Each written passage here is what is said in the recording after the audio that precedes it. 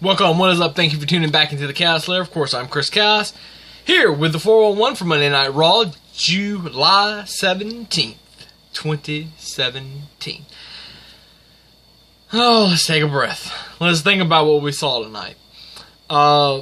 Before I go there, I just want to shout out WWE and put them over really huge for the packages that they showed tonight. As far as what they did at the ESPYs and with JJ getting the ESPY award, the Jimmy V award, also the spot where they had Stephanie McMahon receiving the Stuart Scott Inspire Award, which was really awesome and very, very well deserved. And then the package that they showed on Norris Peterson for the Special Olympics, which, again, the WWE has been a huge supporter of for several years. So, big ups to WWE for that tonight. Now, as far as the meat of what we're all doing here, I have to put that over. I just do. But the meat of what we're here, you know, Raw did good to set up a lot of things for next week. You got a 2-on-3 handicap match next week. You've got the fallout from the main event. You have the no disqualification match for Finn and Elias. You also have the fallout of the Kurt Angle thing, which I'll get to. Plus, you have Alexa Bliss's new #1 contender going to be decided next week between Bayley and Sasha. So next week, every month, and this is the way it should be, by the way. Every month, or every 2 weeks, there's a pay-per-view. So SmackDown's pay-per-view was Sunday, so Monday needs to have a rebuttal, have a big show to coincide with their pay-per-view. And then, same thing when Raw has their pay-per-view, SmackDown needs to have a really stacked show. They don't all have to be that way, but it's good to see a little here and there. The almost a reformation of the Shield, which is getting close. It's funny that they were chanting for Roman during this segment, during the opening segment, and later on in the night they booed Roman Reigns. Think about that for just a second. The fans don't know what to do with Roman Reigns. If you want him to be a babyface, you need to reform the Shield and put them all three back together, and they will cheer Roman Reigns. Now, if for some reason Roman starts to go off again, they're probably going to boo him. So I don't know. I just think that they just need to make him heel and be done with it. But that's just my thoughts. The Miztourage beatdown, which was good after last week, and they got beat down, and Miz taking all them chair shots, which he shouldn't have took. 7 to be precise, because I counted, and I went back and watched it twice. I did that and counted again, and it was 7 chair shots every time. And the Miz still owes him 3 chair shots, which needs to happen next week. That's just my thing, though. Bayley and Alexa, what else are you going to say? It was a great match. I got to put Bayley over for taking her time during her entrance to go back down after she got on the ring back to that little kid that was in the front row crying because of being able to see Bayley. That was awesome. That, my friends, is why we do what we do. As performers, as pro wrestlers, you want that kind of reaction if you're a babyface. Of course, I only wrestled as a babyface for just a short time, and then I kind of just went back heel without an explanation, but I'll get to all that later. Maybe one day I'll do like a 2-hour shoot about my short-lived pro wrestling career, and we'll go into detail about it. But if you're paying attention, you're picking up little things here and there. Sasha and Nia brawling during this match was... I don't think... It didn't hurt the match. It was a great finish. I mean, the Bayley to belly out of nowhere was really nice to see. Kendrick and Gulak versus Ali and Gallagher. You know what? I was kind of upset that it seemed like it was just cut short. Like they knew they were going to need time, so they cut it short.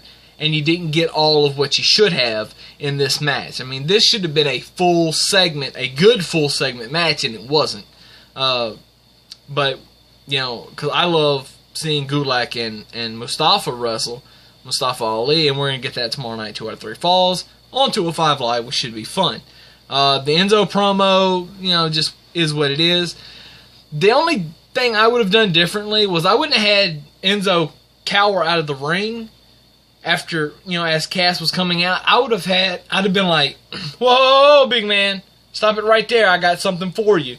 And then the Big Show's music hit, and then Cass got in the ring, Enzo got out. That's how I would have done it.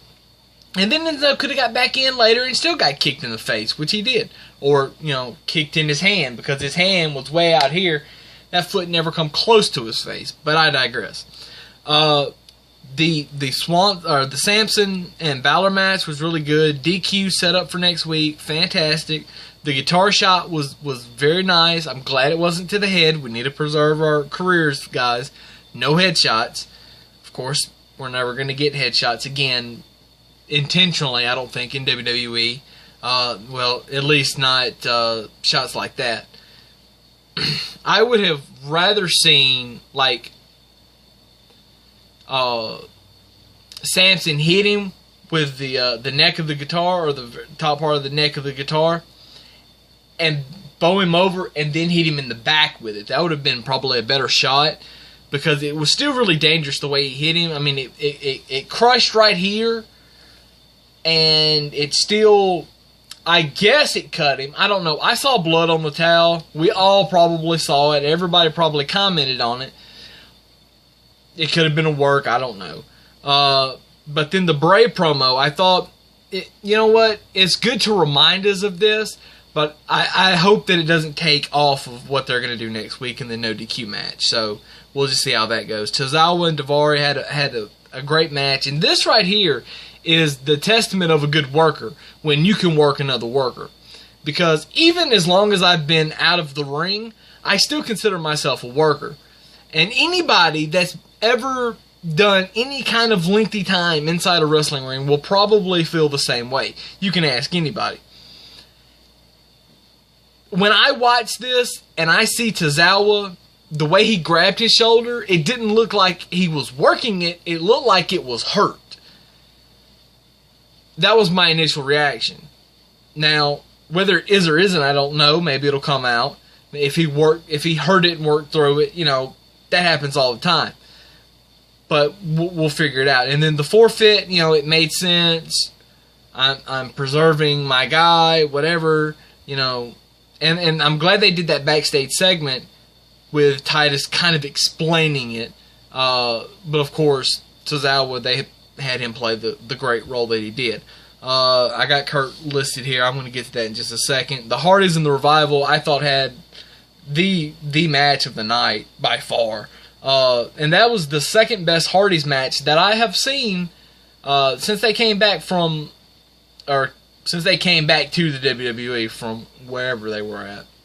That faraway land. I don't know.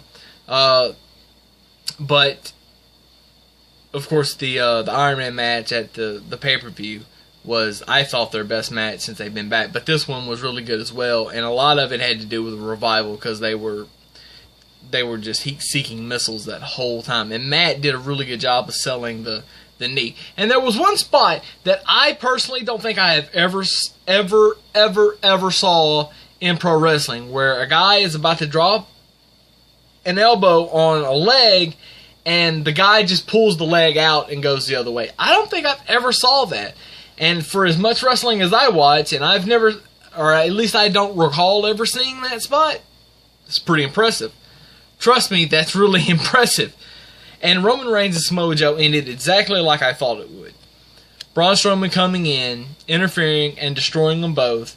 Hopefully setting up for a Fatal 4-Way elimination, I'm hoping, at SummerSlam in, 3 weeks, 4 weeks, however long. I don't even know when SummerSlam. I guess it's the 20th, so I guess it's 4 weeks away. Now, as far as the Kurt Angle announcement, I'm sad that it didn't turn out that he was sticking it to Dixie Carter at all. that whole time, but Jason Jordan is his son. I personally would have went with Chad Gable. And not because Gable is white and Jordan's a black guy. That has nothing to do with it. I think, there's always, when there's a divide in a tag team, seems like a lot of people make the assumption, well, this guy's Marty and this guy's Shawn. I'm the Shawn Michaels because, Shawn Michaels went on to be what he is, and Marty Jannetty didn't. And I don't know really why. I think Marty was just as talented as Shawn and just never got the chance. Well, maybe he's not. I don't know. Maybe things worked out the way they were supposed to. But I thought that, and still kind of think, that Chad is the better guy. Now, I completely think that both of these guys can be world champions. Singular. That both can be world champions. Singles world champions. But only time will tell. The only thing, and I watched the interview that they did, and the only thing that wasn't answered was what happens to American Alpha now. And the correct answer that should have happened on the interview, and I don't know why they didn't tell Renee to do this, and by the way, that was tremendous acting by Jason Jordan. I've got to really hand it to him, because that, I kind of want that to be off script, but I know in my heart that it wasn't. But it still come off really good. But back to the Alpha thing, the question needed to be, Renee needed to say, what's the future of American Alpha? What does this mean for American Alpha going forward? You're here now, he's over there, And Jason needed to simply say, right now, we're going our separate ways. We're split up, but we're not broken up. That is still my brother at heart. We've done all these great things, traveled the world, NXT Tag Team Champions, SmackDown Live Tag Team Champions, and now we're going our separate ways, but we're still a team, we're still together, we will still be the American Alpha. And that's the way that needed to end, and the conversation needed to go on to something else. But it didn't, so it needs to be explained. And I still think that Jason Jordan needs to be the guy to do it in a promo or, a backstage thing with Kurt or, something next week. I don't think Gable needs to do it tomorrow night. Or, on the kickoff this weekend for Battleground or whatever. But anyway, that's just my 2 cents about it. Now, with that being said, that's all I've got. Make sure to subscribe to the channel if you haven't. Leave a comment, like it, love it, whatever. Follow me on Twitter at TheAnswerChaos. And I will see you guys later, sometime later. That's all I can really say, is just later. So for now, deuces. As always, because I always gotta say deuces. I just do. Chaos out.